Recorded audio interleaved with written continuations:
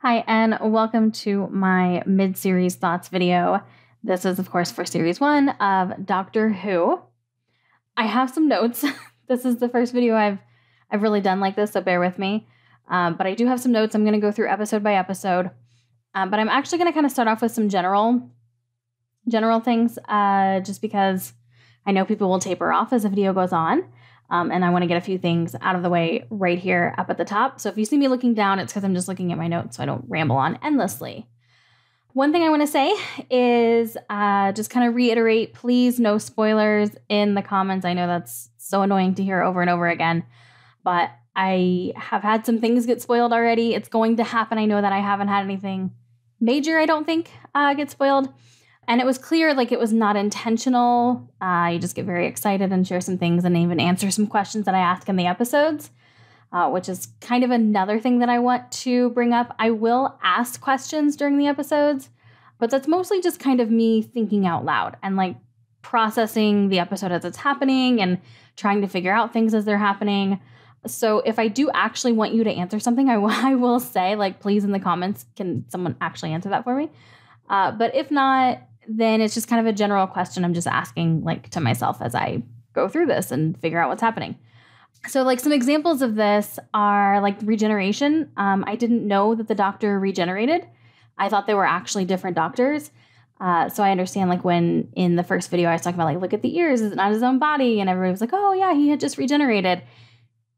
And again, I don't know if that's necessarily a spoiler. It might have been something that we were supposed to know coming in. And then also, again, with, like, Mickey. So, for example, you know, everybody was like, oh, Mickey comes around and, you know, I didn't like him at first either. But at that point, all I'd ever seen him was that episode. So I didn't know that we would ever see him again. But, you know, those comments obviously let me know that he was coming back. So it's just kind of those sorts of things. Just be a little bit careful with what you're saying, especially if you're, like, referencing things that happen later on in the series. And then to this point also, if there is anyone who is willing to be a moderator and kind of help me get rid of some of those comments, because I know a lot of reactors, they just get to the point where they don't read their comments anymore and they don't respond. And I don't want to do that. I want this to feel like a community. Part of me starting this reaction channel is because I am a fan of just shows and fandoms in general and being a part of the conversation. And so that's what I want here on this channel. I want to have conversations with all of you, you know, talking about Doctor Who and getting excited about things and figuring things out, because I have learned so much from your comments and you help me see things from a different perspective. And I really, really value that. And so I don't want to get to the point where I have to, like, stop reading the comments because, you know, things just keep getting spoiled.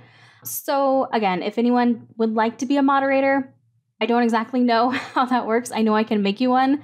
So if you're also willing for it to be a little bit of trial and error, I would appreciate that. But yeah, just let me know. You can comment on this video if that's something that you would be interested in doing and helping me out with. So basically, it would just kind of look like going through as the videos are posted, preferably like on the day of, and you know, just deleting or removing any of those comments that do have some spoilers.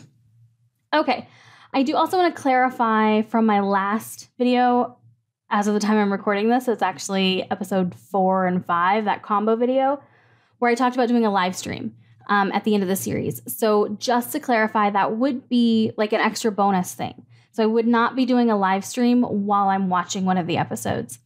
It would be between series 1 and series 2 so that we can talk about the second half of series 1, and just kind of the show in general. Obviously, again, without spoilers, everything we've seen up to that point, or I've seen anyways. And then I do have a question. So yes, please answer this one in the comments for that live stream between series 1 and series 2. I believe there's, like, a Christmas special. I think some of them might be New Year's between seasons, but I think there is one after this first series. So would it make sense to do the live stream between the special and the premiere of series 2, or does it not really matter as long as it's between, you know, the final episode of series 1 and series 2? So just kind of clarify on when it would make the most sense. Like, do I need to watch the special first before doing the live stream and, like, kind of count it as part of this first series, or does it really not matter? Yeah, a little confused on that. I am watching this on HBO Max, which, as far as I can tell, does have the correct order of episodes, and they do have the specials kind of listed in between seasons, so I think I'm good there. I just, again, don't know for the live stream where it should be positioned. So the other thing I want to address really quick is Classic Who.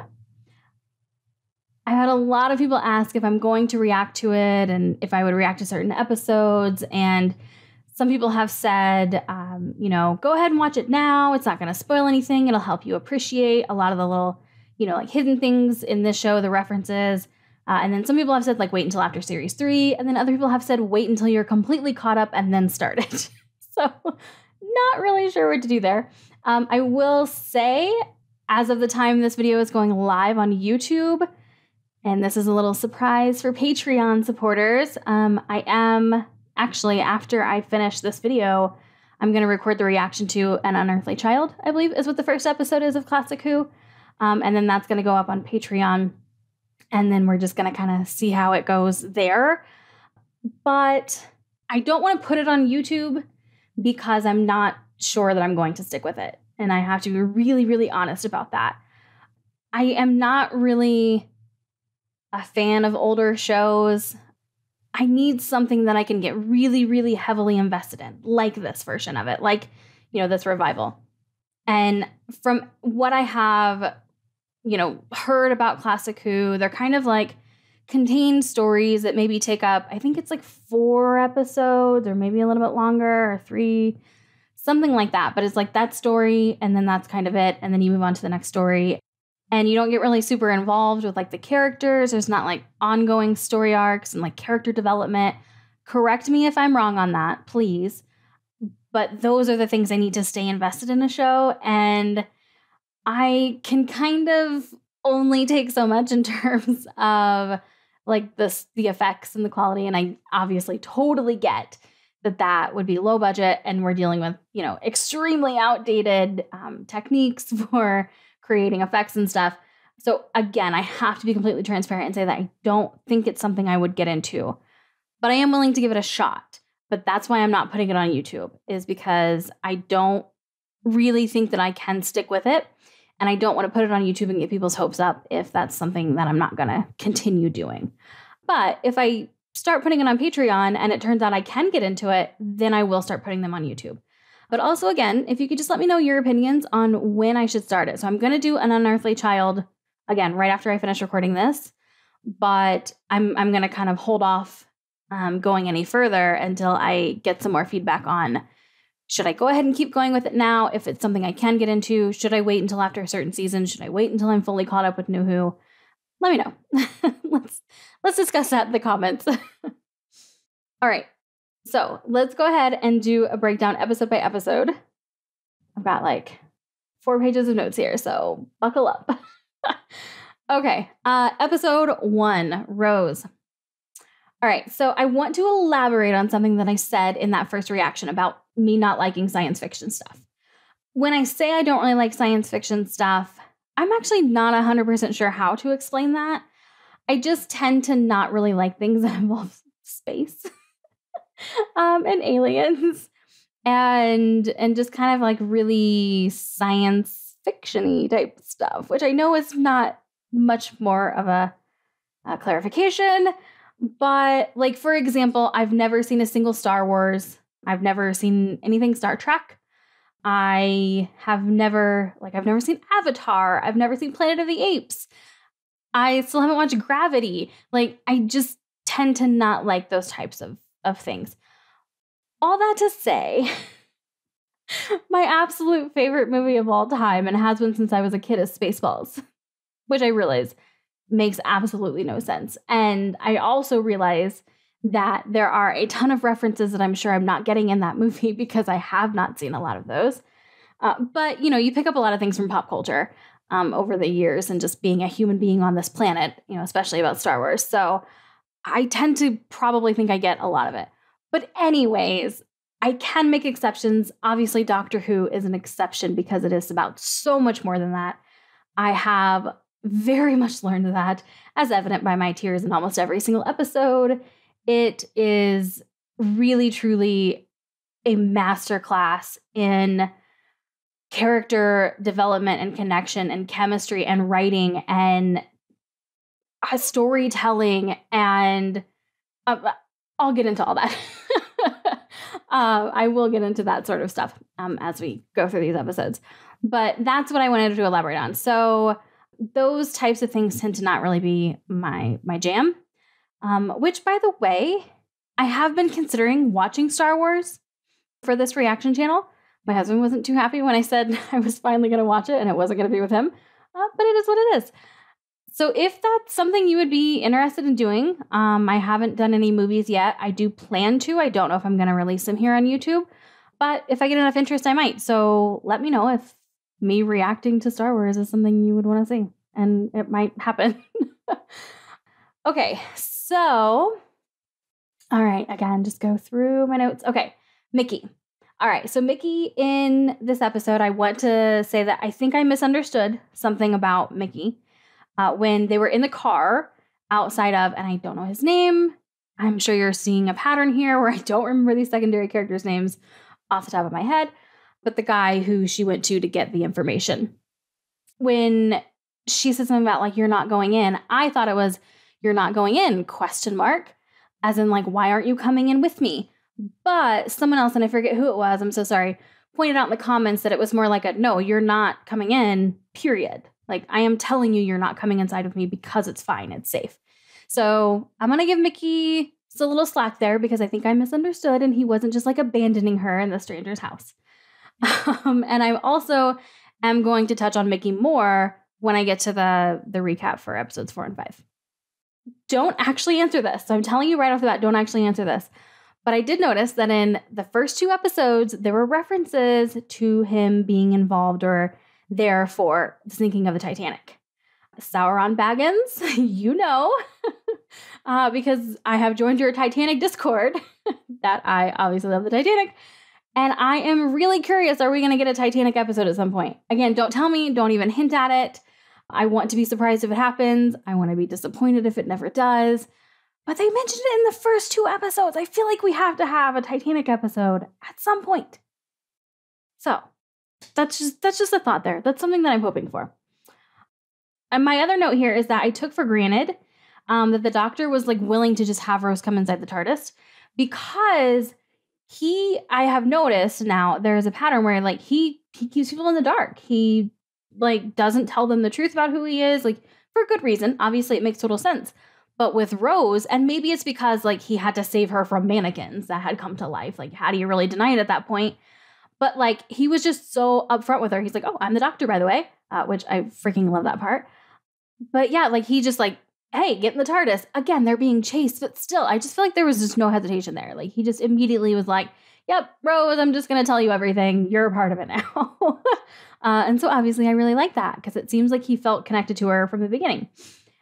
So by the way, I'm going to try not to bring this up very much, which I know I have said several times and then I continue to bring it up, but it's because this is what I base everything on. So in Supernatural, I'm sorry, I know it's annoying, especially if you don't actually watch the show.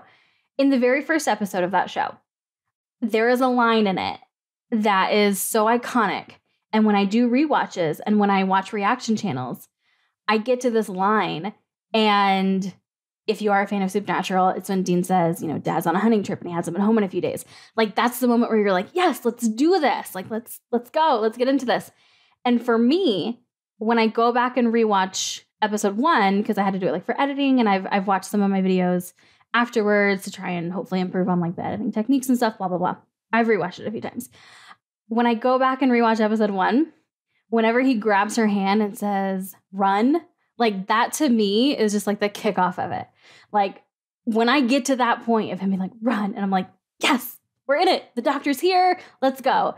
So I don't know if anyone else feels that way about that line. Like, I'm curious what the iconic lines are from these shows. Again, not episodes I haven't seen, but I mean, there are quotes from a lot of shows, you know, that get turned into stickers and, you know, bumper stickers and t-shirts, and like they're just iconic sayings. And so I'm curious if there are any of those in these episodes. Let me know. And then the other thing I want to address, the last one from episode 1, is that I have not watched a single Next Time segment since that first one. So don't worry, I am avoiding those. That first one was the only one I have ever seen. I do not plan to watch any of the others. Okay, so on to episode 2. My first note here is that this is the episode where I really started to understand the complexity and just the brilliance of this show. Because it's silly. Like, it totally is silly. I mean, there are so many things about that episode that are so ridiculous. But it's just like, it's so emotional as well. Like, they do such a good job, especially with these secondary characters. Because like, you come to care about these characters in such a short period of time. I mean, I cried over a freaking alien that looked like a tree or was a tree. Like, come on. That is ridiculous saying it out loud. But in the moment, it brought out that emotion because they just did such a good job of building that character in that short period of time and making that connection. And not even her. Jade, I think was her name. I don't know if it was Jade or Jane. But the Ruffalo, like from the beginning of the episode, we had 2 side characters. And I don't think I cried when she died because, I mean, it only been that one conversation. But still, like, I felt connected to that character too. So, yeah, this is the episode where I got that, you know, the show is a serious show, but it can also be silly at the same time, heavily emotional. Like, it's just a lot of things and a lot of things done really well. There are shows that try to be all the things and they do not pull it off, which, again, is one of the things that I love about Supernatural because it does this well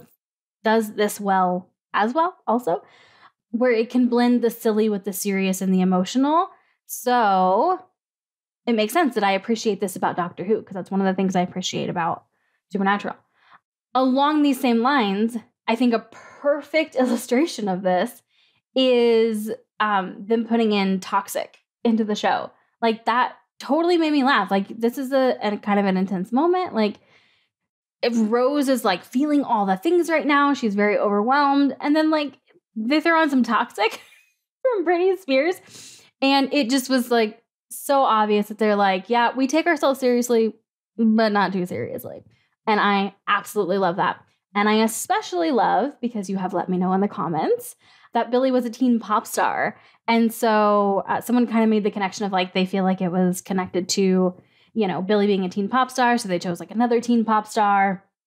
I don't know if that's what the intention behind it was, but it's kind of fun to think that it is. I have listened to some of Billy's music. By the way, I have looked it up on Spotify, not YouTube, because I didn't want to get spoiler videos in the suggested section. But yeah, I totally would have been down with that had I known about her back then, because I think I would have been the appropriate age. So yeah. All right. So this episode is also where I really started to fall in love with the Doctor. I'm not sure if I say his name right. Eccleston is how I say it. Let me know if I'm not pronouncing that correctly. Because again, I don't want to look it up. So not only did I fall in love with the Doctor, but I have fallen in love with his portrayal of the Doctor. I love just how he has fun with everything.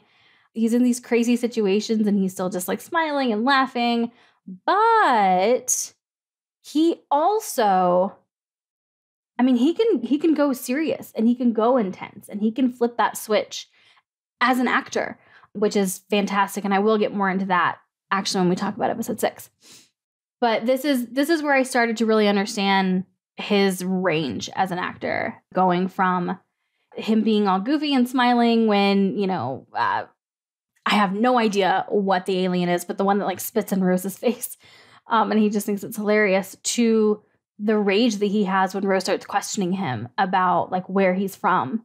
And obviously now I know why he was so sensitive about it, or at least I know part of why, you know, with the Time War and all of that. I've started to get those pieces there, but it was interesting to see that range and to know that he can pull them both off like brilliantly.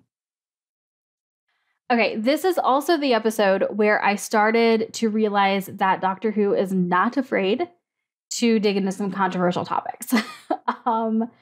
Because, I mean, we had Cassandra, I think was her name. I mean, she was racist. Like there's no other way to put it. You know, she was talking about how the other humans weren't pure or whatever it was. You know, they were mongrels and all this stuff. Like, yeesh. But what I really like about Doctor Who, what I think it does a really good job of, is it doesn't feel forced. Especially in today's times, a lot of this like social justice type of stuff, which I'm totally here for. But it can feel very forced in a story. It's like, okay, well, they clearly just did that because like it's the hot thing to do right now, not because like they actually care, not because it actually makes sense for the story. But with Doctor Who, it's like interwoven so brilliantly with everything that it makes sense with the story and it doesn't feel forced. And I really, really like that. All right, can we talk about the sequence after Jade? I really think her name is Jade. Maybe it's Jane.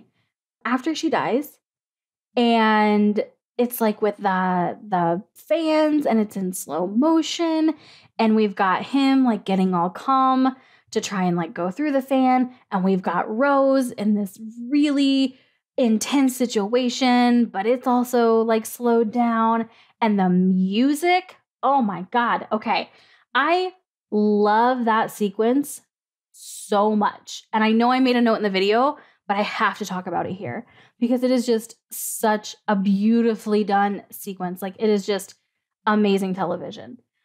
And I don't typically notice music in shows, like unless we're supposed to, unless it's there for a reason.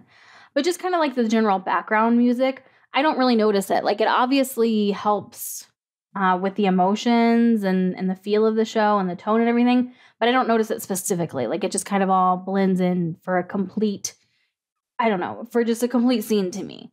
However, I don't know what that music is. I don't know who's singing, but I love it. And it's actually, I noticed that it was brought back up again at the end of the episode when the Doctor was sharing with Rose, about the Time Lord, about like how all the Time Lords are gone.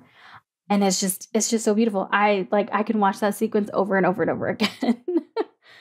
Okay, so I also have to say, I didn't say it in the reaction and I wish I would have. I love the shot of them holding hands with like the pieces of the earth burning in the background. And he's basically like, gonna take her back home. And it's just like that long shot from far away where they're just like silhouetted with the earth burning. It's so good. So good. Oh, and then, so the final thing I want to mention about this episode is that I really liked how they ended it. So we have this really heavy scene where I think I was crying.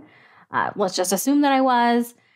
And, we're wondering, is Rose going to stick around? Like, is it too much for her? And then she's just like, I smell chips. And it just totally, like, I felt like I could breathe again. It just brought things back to a lighter note. And it ended on a lighter tone. And I think, again, that set the stage for what the show is going to be. You're going to have some really intense moments, and then you're going to have some, comedic relief moments, which I think is awesome. Okay. All right. Episode 3. I hope this isn't super boring. Let me know if you guys just like hate this and never want me to do it again. And I won't. But these are the things that come up as I'm editing the episodes. And again, just have a chance to really process everything. All right, so episode 3, I liked, which some of you pointed out in the comments as well, that, in the first episode we got the present, in the second episode we got the future, and then in the third we got the past. It is such a fantastic introduction to what Doctor Who can be. I am assuming, again, I'm only 6 episodes in, but it just seems like it's a pretty good, like, here, let's give you a little bit of everything right on the front so that you can like really figure out if you're going to like it or not. This is also the episode that has really started to get me curious about the TARDIS. So like I was wondering like, where does she get all of these clothes from? Like, are there other rooms? Is there a kitchen? Does she sleep in there? Does the Doctor sleep? Like, these are all things that are going through my head here in the beginning. Again, please don't answer any of these in the comments. I think we're going to find out more. Some people have said we'll learn more about the TARDIS later on.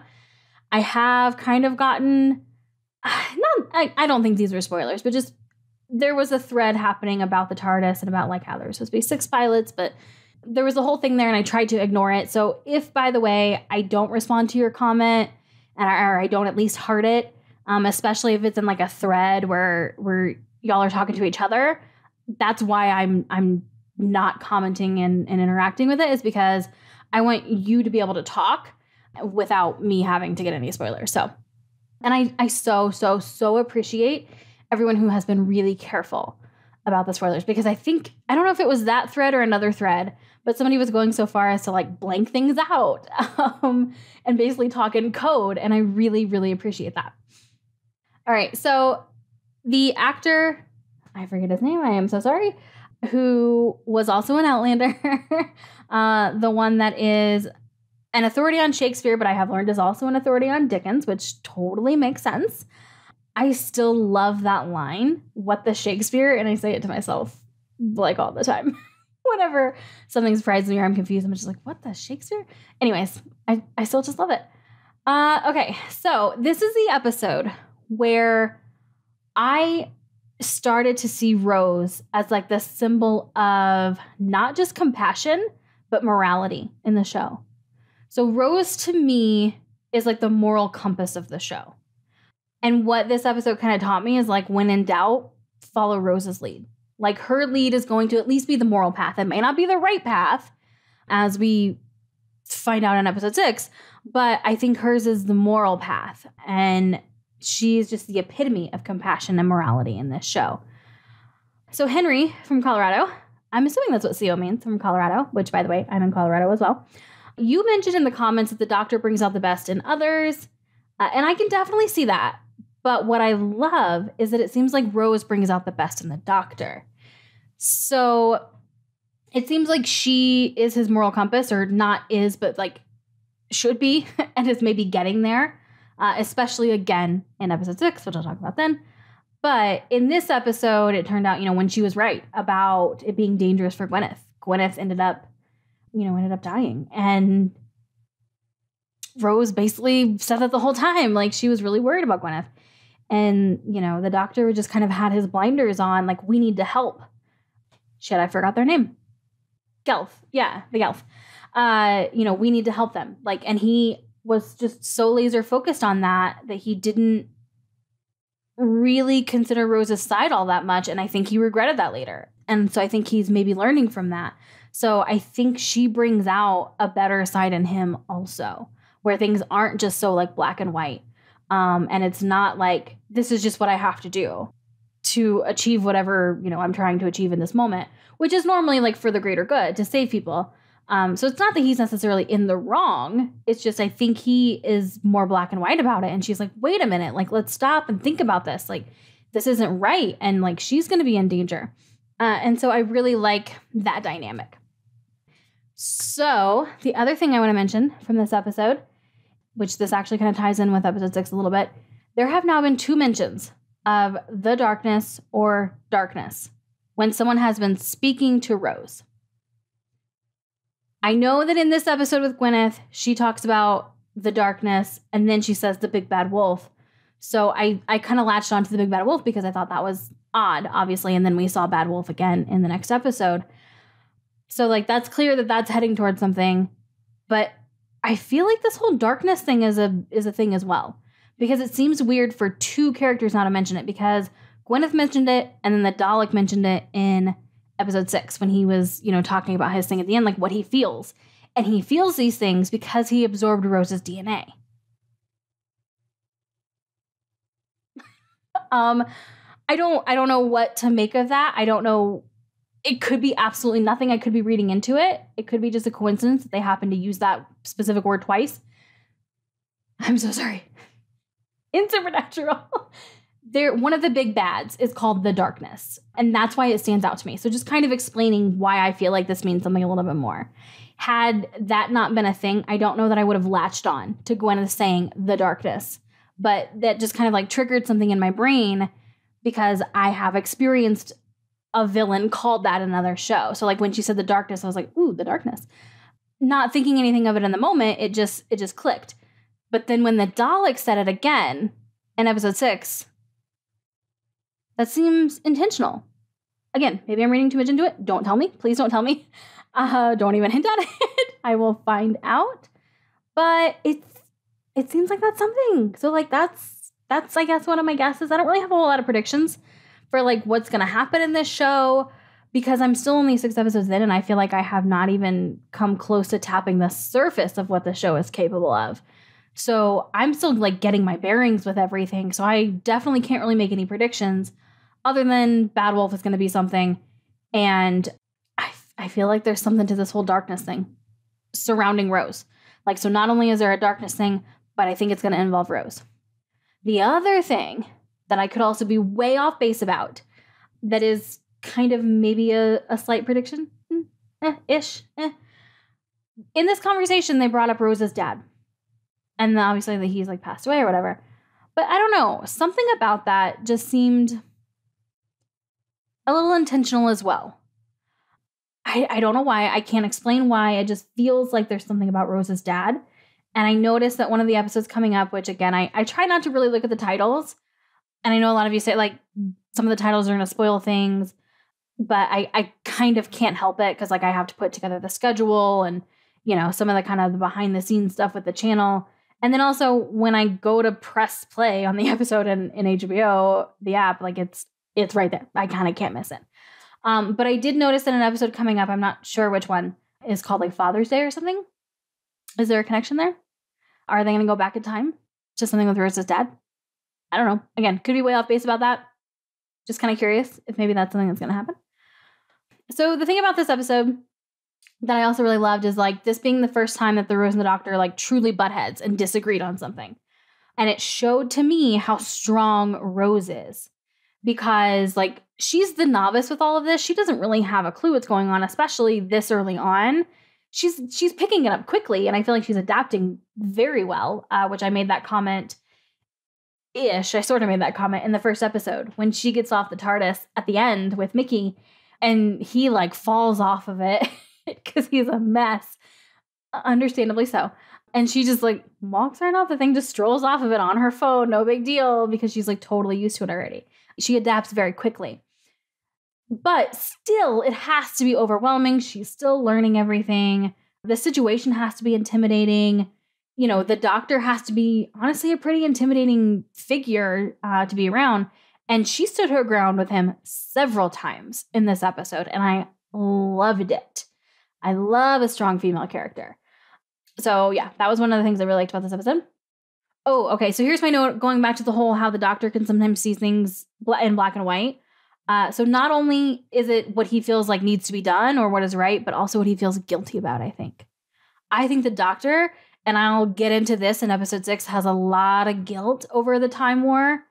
And so when he found out that the Gelth were like struggling and basically going extinct because of the Time War, I think he got those blinders on and he like had to make it right because he felt guilty. Again, just a thought, my perspective. I could be totally wrong. Okay. Can we talk for a moment about the scene where they're trapped in whatever they're trapped in? I'm still not quite sure what it was, but the thing with like the cage door or whatever, the door with the bars on it. And it looks like they're going to die.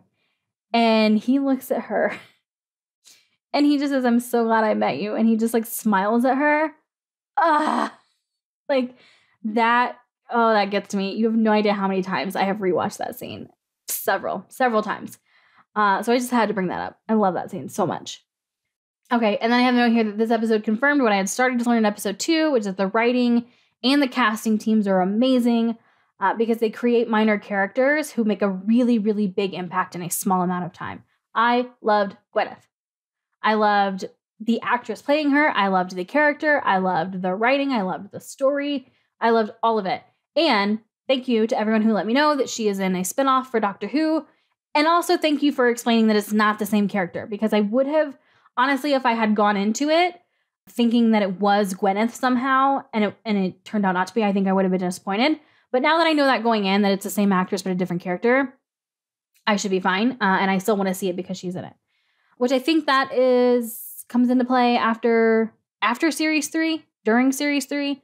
Let me know. Is that the Torchwood one? I think there's a few. I know one's called Torchwood. That's like literally all I know about it.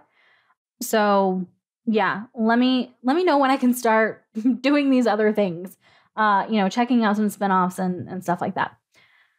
So I have a note here that by this point, so in episode 3, it started to seem clear that the Time War isn't just something that's like just in the past and is an explanation for like why the Doctor is who he is or does what he does, but that it's like a larger ongoing thing that we would continue to get more information on. Because in the first episode, it's a time war. Like, all the time wars died. I'm the last of my kind. That could have been the end of it. And that could have just been an explanation for why he's the only one that's doing what he does. And that could have been where they left it off. But episode 3 is the one that really made it clear, like, no. This is going to be a much larger thing. And so I like how they have kind of doled out these little pieces of the time war in a way that for a newbie like myself doesn't feel overwhelming. Because if they had just in the first episode just dumped a whole bunch of time war stuff on me, I would have been really confused. And honestly, I kind of was a little bit in the first episode when, they were underground with the nesting consciousness and he was like talking about, I couldn't save them, couldn't save any of them or something like that. I was confused in that moment, but I haven't really been since then because I'm just like, oh, okay, I get it. There's this war now. We're going to learn a little bit as we go. And I also like that they're not taking forever to dole out this information either. So some shows have a habit of like giving you something that is intriguing. They give you a little nugget and then they go like 4 or 5 episodes without even remotely addressing it. Honestly, kind of looking at you, Supernatural. Like, I love that show so much, but they do that a lot and it drives me nuts. So I really, really appreciate the Doctor Who is not doing that. Like, we're getting a little bit of something in basically every episode. And I really appreciate that. I think that is excellent writing. All right. In looking at my notes, I think that's all that I had for this episode. Okay, so let's go on to episode 4 and 5. So I'm going to talk about these together. I watched them together. It's a 2-parter. I think it makes sense. I want to start off by saying thank you so much to everyone for being so supportive of the glitch that caused me to lose most of episode 4. I do believe that it has been resolved. There was a program that I had installed not too long before that on my computer that was actually supposed to make it run better. But I didn't realize that apparently it conflicts with my operating system, and so it's actually causing issues. So I have removed that program, and it has been working fine since then. However, in case you don't know, like, my side business is in podcasting. So, like, I literally deal with tech every single day, and I have been for the past 6+ years. So I know this will not be the last tech issue that I have. It's going to happen. It's just a part of it. But it makes it a lot easier to stomach when it happens, knowing that you all are so supportive and understanding. So thank you so much for that. I do also have a backup option going. It's not the greatest, so like, let's hope I never have to use it, but it's there. So with episodes 4 and 5, I feel like these honestly probably could have been combined into one episode. Or maybe like it's just a hair too much for one episode, but I don't really think we needed 2 for this story. Again, you all know, like, because you were telling me before I ever watched it, 4 is not my favorite. I know some of you really like it, and it's not that I think it's bad. I just feel like, honestly, the story probably could have been condensed into one episode, but it may have felt a little rushed. But I just don't think there was enough for 2. So the thing I want to address in this episode, because a lot of you commented on it, is Mickey. I went pretty hard on Mickey in the first episode, and even in the 4th, and even in the 5th. You didn't see it in the 4th, but you heard me mention it.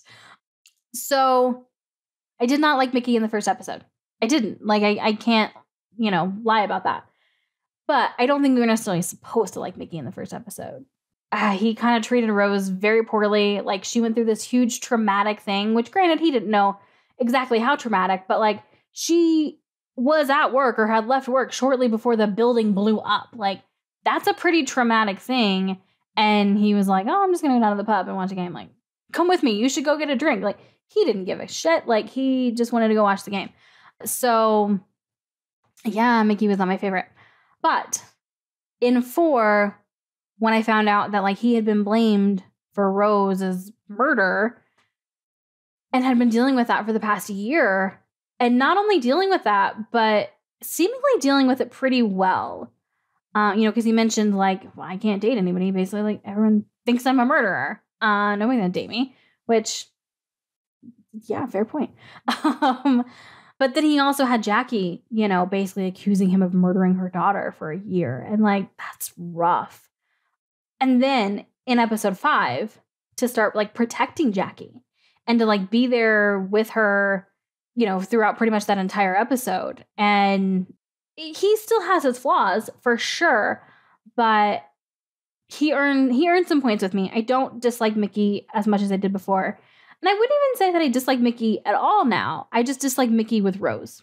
I don't feel like he is the right fit for Rose. And not just because, like, you know, I ship him or I ship her with the Doctor, because we're going to get into that in episode 6. But he didn't treat her well. He obviously cares about her, which I really appreciate. And I finally saw that in episode 5. I didn't get that in episode 1. In episode 1, he just seemed, again, the thing with the email in episode 1, like, it could have been, you know, if I want to give the benefit of the doubt, maybe he bought her a gift and there was an email receipt in there. Like, but it didn't seem that way based on how he acted in the rest of that episode. But in episode 5, and I mentioned it in the reaction kind of briefly, when Jackie was like, you know, just tell me she'll be all right or whatever, is she safe or something? And like Mickey turned around to look. And those are the things that like I do pay attention to, because it obviously means he does care. He cares about Rose.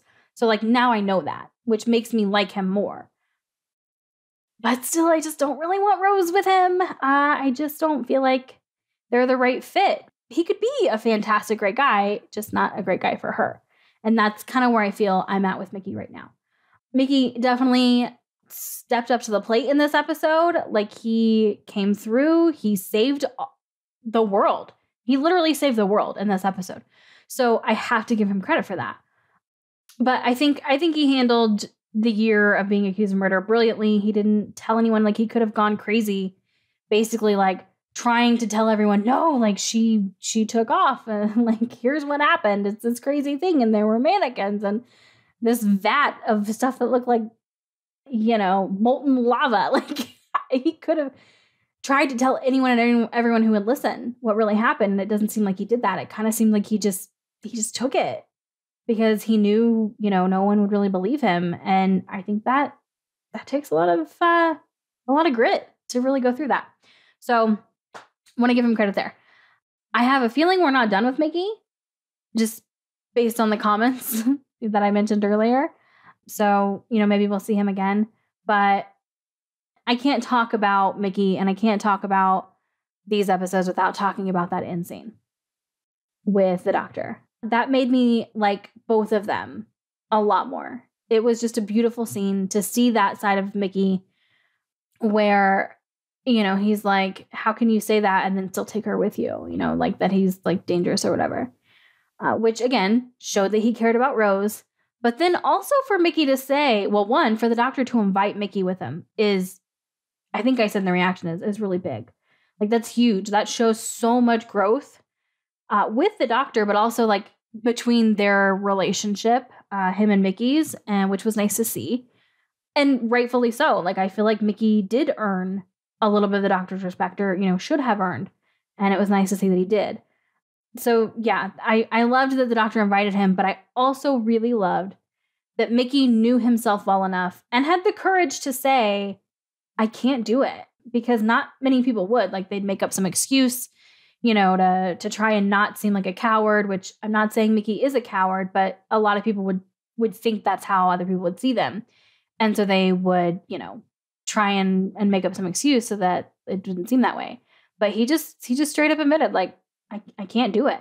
And I really appreciate that about Mickey. And then for the Doctor to cover for him and basically still say, like, nope, he can't come. Just so that Mickey, like, didn't have to say, you know, be embarrassed around Rose. And I don't know. I really appreciated just that whole interaction. I thought was really nice and really well done. All right. So the next thing about this episode is thank you to the people who explained unit. That went over my head the first time when Mickey was like talking about that and he and the Doctor, you know, said they wouldn't recognize me now.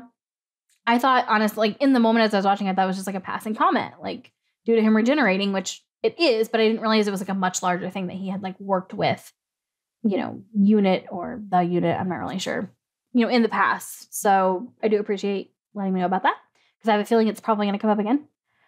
And then I also want to say thank you so much to everyone who really pointed out like the political allegory aspects, weapons of mass destruction, like all of these tie-ins, because the political climate at the time this episode came out makes the episode not nearly as silly, but it makes the overall theme of the episode a lot more impactful.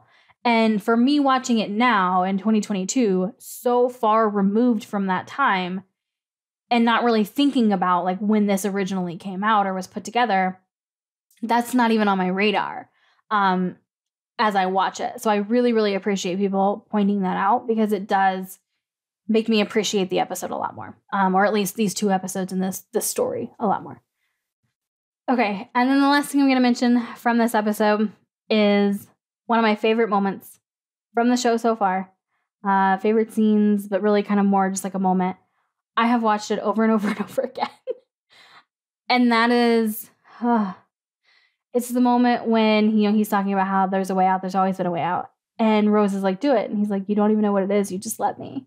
And he just like stares at her in awe because he just cannot believe that she just trusts him that much that like literally anything in the world, it does not matter. Just do it. I trust you. And like his, just that moment, like his shock, his awe in that moment of just like, I love that they went back to him, because it was on him. You don't even know what it is. You just let me. And then it goes back to her and she's like, yeah. And then it goes back to the doctor. The shot does. And it just stays on his face. And he's just staring at her in awe. Like they didn't need to include that shot. And they didn't need to include it like for as long as they did. It could have just been a quick shot and then off of him again. But the fact that it like lingered there and there's just that moment to let it really sit in of just like how, I don't know, like how he's needing a moment to basically process this. Like that she is just trusts him so much already. I love it. I love it so much. And then they had the audacity to put the line, I could save the whole world but lose you. Oh my God. Like it makes me want to tear up right now. I love that line so much. Yeah, it makes me want to tear up right now because I love it. The writing on this show. That's an iconic line to me. Even if it isn't to anybody else, I don't know. But that line to me, I could save the whole world but lose you. Oh, it's like a knife in the heart. Like, oh, I love it. And I appreciate Fiddler on the Green for mentioning that this is a trolley problem because it absolutely is. And it didn't even click to me in the moment that like it literally, I could save the whole world but lose you. Hello, trolley problem. And that happens like kind of multiple times in this show. It happened in episode 6 and he chose differently, which again, we're going to get into. But this show, that's all I can say. Like, come on. Okay. Yeah, no, thank you for pointing out that was a trolley problem because it absolutely is. It's a perfect representation of it because, yeah, he could save the whole world but lose her. And the fact that she gave him permission, she's just like, basically, I don't care, do it, is beautiful. All right, so episode 6, which I'm sure is probably what you all have been like, just shut the hell up and get to already. But I've got some thoughts here on episode 6.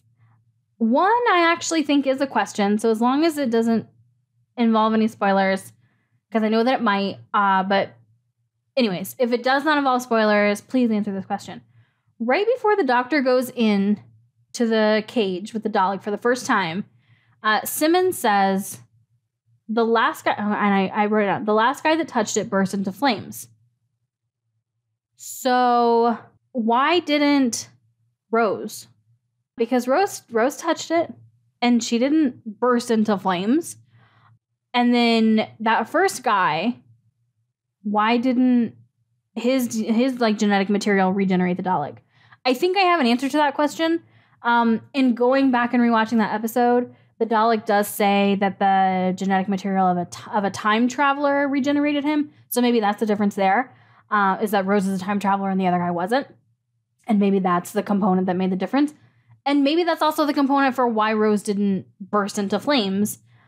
So is that the answer? Is it just that she's a time traveler? So like it's different. Again, if it's larger than that, if it is something that will be answered later, if it's going to come back up again, please don't tell me. And I mean, you can just say like, this will be answered later on.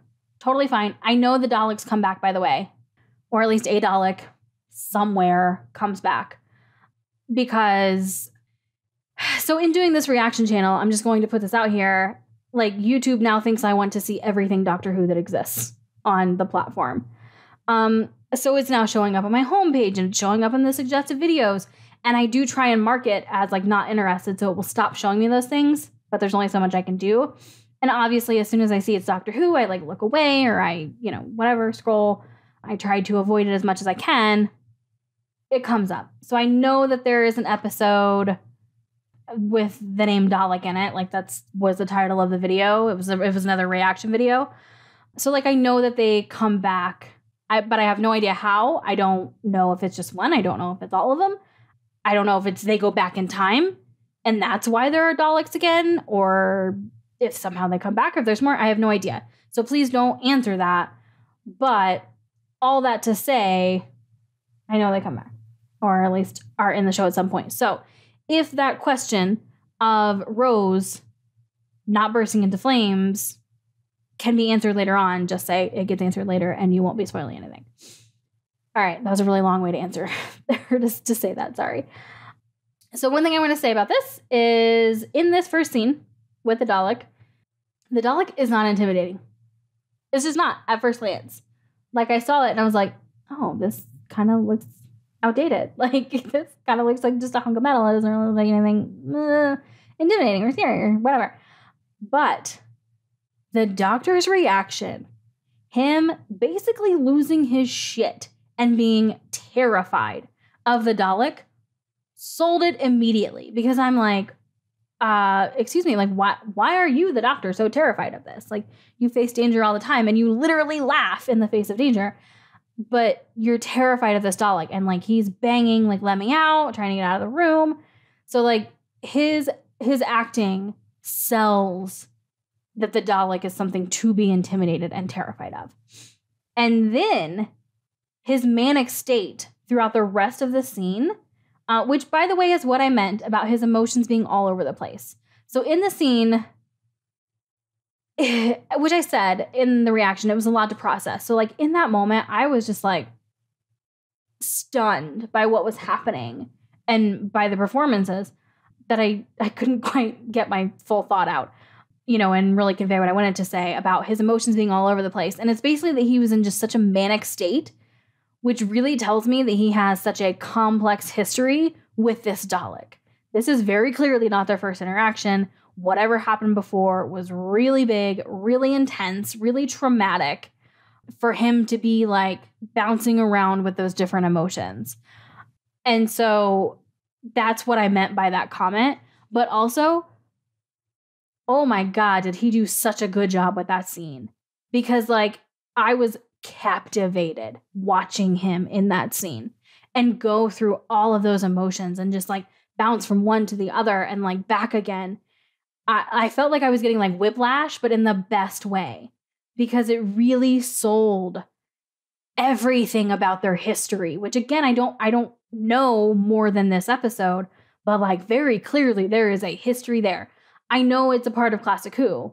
I know it's, somebody on Patreon pointed out, like, it's oh God, they made a Star Wars reference and Star Trek, and I don't know either one of those. But anyways, they pointed out basically like a huge nemesis of the Doctor's.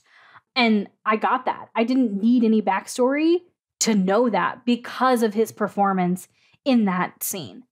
And that's why I didn't really like verbally react very much during that scene, is because I was just captivated and like literally just stunned because it was just so fantastic. So as I mentioned earlier about me shipping Rose with the Doctor, I'm torn. I'm now torn on who I ship Rose with. And I'm sorry if you hate the term ship. I get it. But I obviously love the chemistry between the Doctor and Rose. That has been no surprise, I'm sure. And it's been very clear in my videos. But now we have Adam. And I said in the reaction, like, I pretty much have liked him from the start, before it was ever clear that, there was going to be chemistry between them, or a little thing between them. But their chemistry is undeniable too. Again, as actors, but as characters, that whole scene with them, oh gosh, like, I mean, this might be a little crass, but I basically was kind of like, put it in your pants, girl. Like, Jesus, like she was all about him. And he's cute. I get it. He's adorable. So like, I don't know. Now I'm torn. I'm not one of those people who it's like, no, I want her to be with the doctor, so I hate any other man that's going to come along. Like, no, I mean, I'll go where the show's going to take me. And yeah, I'm really excited to have this new dynamic with Adam and to see what happens next there and to see how my, thoughts and feelings on it evolve. Like, am I going to start really wanting her to be with Adam instead? Is Adam going to stick around past the first series? I don't know, because I know that at least this version of the Doctor doesn't. I know we go to the 10th Doctor, Christopher Eccleston, again, sorry if I'm saying that wrong, is going to be gone. So maybe Adam is kind of the thing that like they're introducing to help ease the blow a little bit when we lose Christopher Eccleston at the end of the season. I am assuming we don't also lose Rose. Otherwise, why would people tune in for the next season? You know what I mean? Like there has to be a character they're invested in to come back. At least for people who aren't like a diehard Who fan or Whovian. So yeah, all that to say, I'm torn. I like her with both. I can see her with both. Adam, as I said in the reaction, is much more age and species appropriate. So maybe that makes more sense. I don't know. We'll see. I'm very excited to see, though. Okay. I am curious. In the elevator scene, the Doctor explained that the Daleks were engineered by a genius, by a man. Curious about that. I wonder if we'll get more information. Or I wonder if that's a callback to Classic Who. I feel like it's probably a callback to Classic Who. So if it is, tell me, I guess.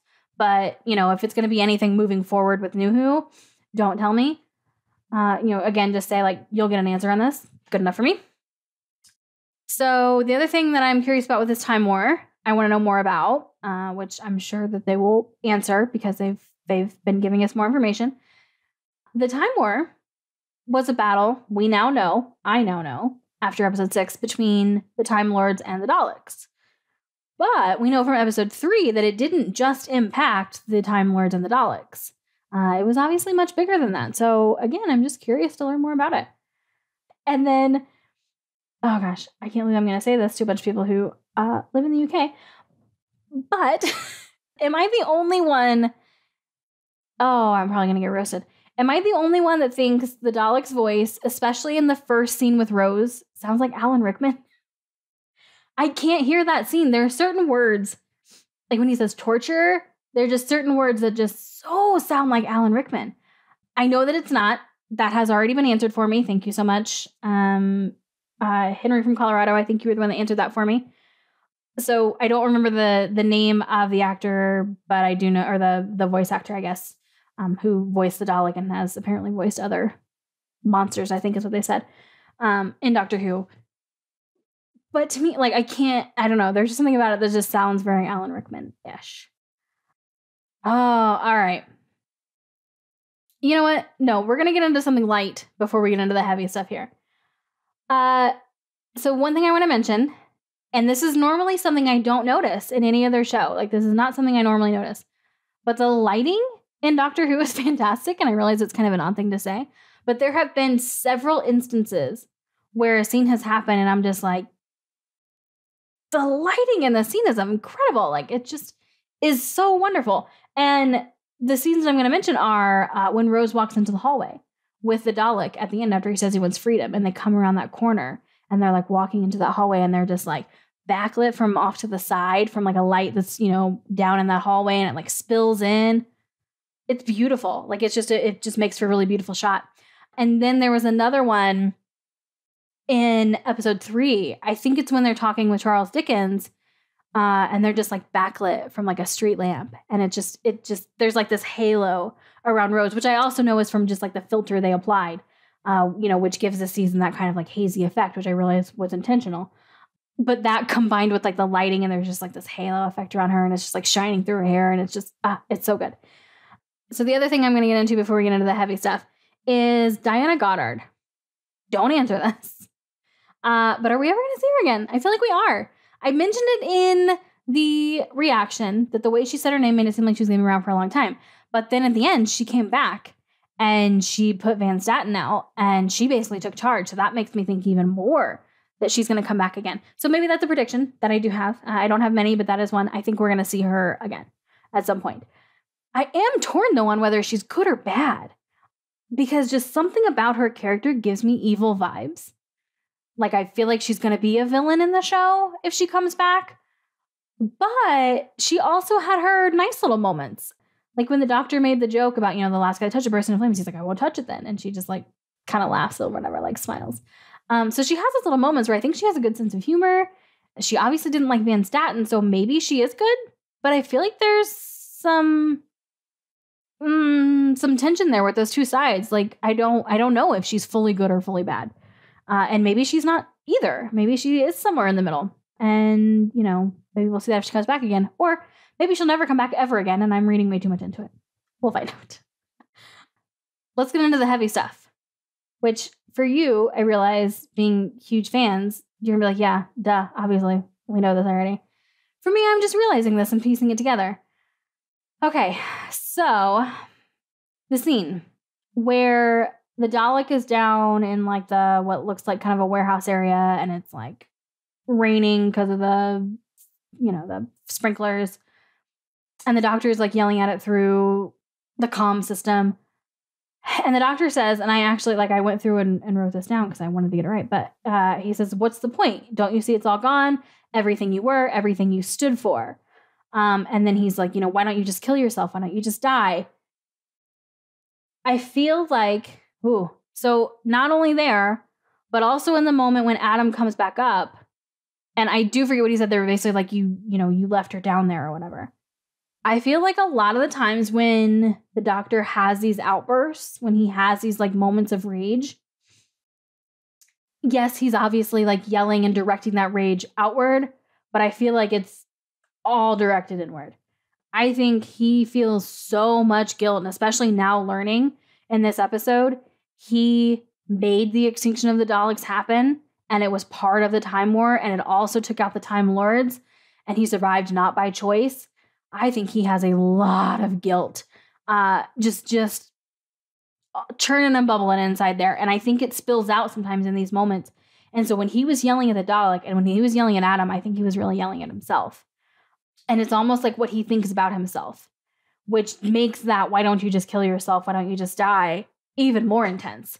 Like if you look at it from that perspective, of everything he's telling the Dalek is what he thinks about himself.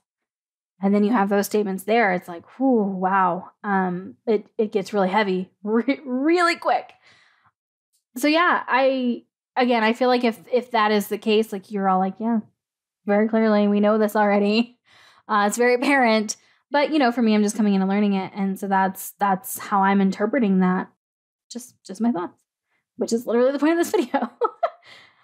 All right. And then we get to the scene at the end where he, again, is kind of very black and white. Like the Dalek has to die, which I get why he thinks that. I get why he feels that way. But then we have Rose, who is the, definition of morality on this show and compassion. And she feels for the Dalek, as I did in the moment. Like again, going back to the writing on this show, I not just the writing, but for the love of God, you made me tear up over a fucking squid-like alien in a metal battle armor suit. Like, what the hell? That's just how good the show is. And she's sitting there like trying to give the Dalek this last little moment of freedom, and he's wanting to take it out basically. And then she's got that line of, he's not the one, he's not pointing the gun at me or whatever. Like that's a powerful line. And then especially when she's like, what are you changing into? Actually, I think she says, what the hell are you changing into? Those really stop him in his tracks. Like he is, again, laser focused. Like his mission is to kill that Dalek. But then there's Rose. And with like basically just those few lines, it just like you literally just see it just leave his body. And he is just almost like defeated. And he's just like, and he can't even get his words out. And like he just finally just like breaks down because of Rose. Like she has that effect over him and that power over him. And it's amazing. It's so nice. Like, cause she's able to check him when he is being a little bit blind, with the mission or with rage. And she can bring him back down. She can call him out when he's being stubborn. And love it so much, which again speaks to the strength of Rose as a character, and then also speaks to their bond already, that she is able to do that for him, which again brings out a better side in him. So I love it. So let me address here at the end my last kind of like final thought on episode 6. At the end, which I probably should have said this there at the very beginning. But at the end of the episode, or the reaction, I said, it wasn't what I was expecting it to be. Like, everyone made it out to be this big episode, and it wasn't. I don't feel like I explained that very well, but I also didn't understand in the moment. It felt like a very intense episode, but I didn't understand why. So coming in as a new person, like, I got this stuff with the Time War, like, they gave me some information, but I didn't fully understand. Take that back. I didn't understand at all. I didn't know at all at the time that the Daleks were a part of classic Who and that they were like his nemesis. And so for anybody who had seen that, it was a big deal that this Dalek had come back. And I do realize, so I did have someone mention that, there were a lot of fans of classic Who did not like this episode because it's not an accurate representation. Like, the Daleks would have never been this sentimental and all of those things. So I can't really speak to that because I didn't experience what the Daleks were in classic Who. But now I understand that it wasn't a big episode in terms of like a big event, like happening, like a character dying or something. That's not what everyone meant. Like, it's a big event because it gives so much more context for the Time War, and I think future events of the show. I think this is an episode that sets a lot of stuff up for the future. So I do get now more like why everyone loves this episode, aside from the fact that it's just a fantastic episode, because it really, truly is. Okay, so that's my thoughts on episode 6. There are, I think, just a couple more things I want to mention.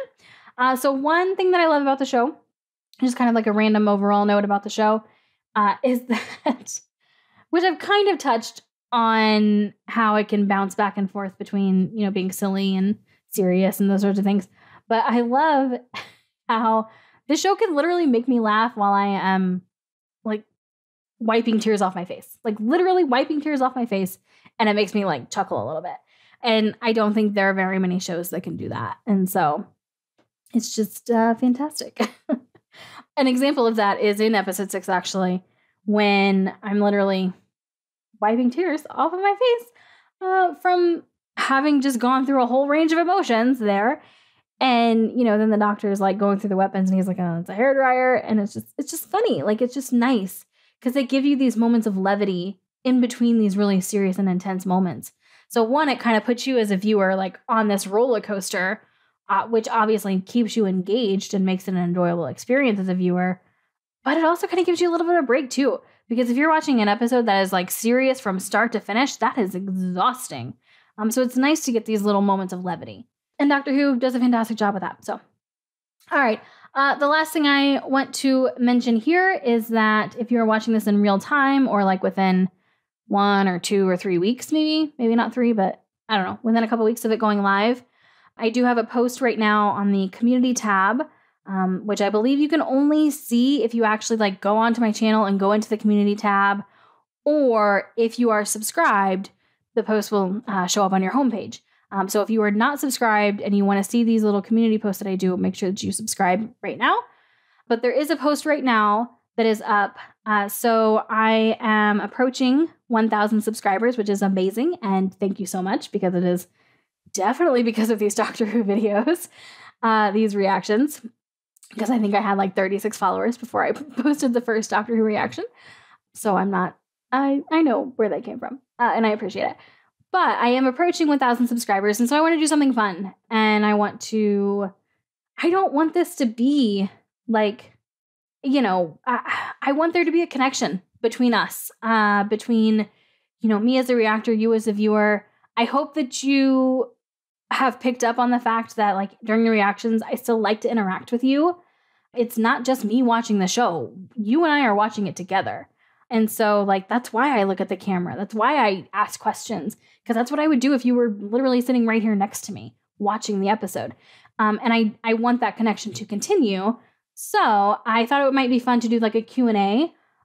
So if there is anything that you want to ask me, either about TV shows, movies, podcasts, about this channel, about reactions, about my setup, like my personal life, my professional life. I literally don't care. I am a pretty open book, not a 100% open book, but a pretty open book.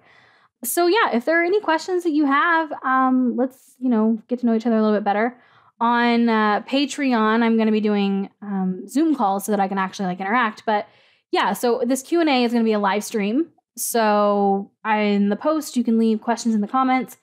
I will do a live stream once I hit 1,000 subscribers, and then I'll answer the questions. And then obviously, hopefully some of you will be on there live with me and we can have a discussion. So yeah, go over to that community post, leave some questions, whatever questions you have. And then obviously subscribe if you have not, so that you won't miss any future community posts, because I do plan on utilizing that tab. Yeah, and that's pretty much it. This is a pretty long video, so if you are still here, you are amazing and fantastic. And I want to invite you to check out the Patreon if you want full reactions, if you want them early, if you want ad-free versions of the YouTube videos, if you want to be part of those Zoom calls when we start doing them, if you want to get exclusive reactions like to the Unearthly Child, like I mentioned. I think I'm going to put that out. I'm aiming for Monday, so if you're watching this the day it comes out, just a few days away. But yeah, link for that is in the description below. Thank you for being so fantastic and so supportive. I am so excited to keep going on this journey with Doctor Who. I am very obviously loving it so far. And a lot of that honestly has to do with you and the comments and it just being a really enjoyable experience all around. So thank you so much. And hopefully I will see you in another video.